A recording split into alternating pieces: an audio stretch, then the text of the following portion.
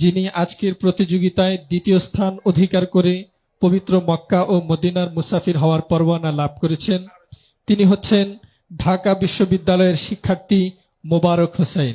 পুরস্কার গ্রহণ করছে ঢাকা বিশ্ববিদ্যালয়ের শিক্ষার্থী মোবারক হোসেন।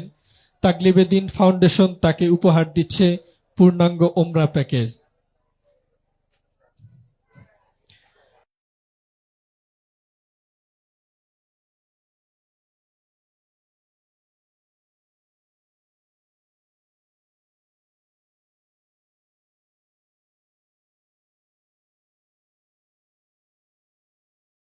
পুরস্কার গ্রহণ করবে কোরআন অলিম্পিয়াড 2026-এর প্রথম স্থান অধিকারী শহীদ সোহরাওয়ার্দী মেডিকেল কলেজের শিক্ষার্থী শামীম আহমদ সবুজ।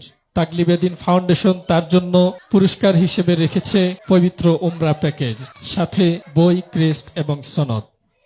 আপনাদের জন্য রইল আমাদের হৃদয় নিংড়ানো ভালোবাসা ও মোবারকবাদ।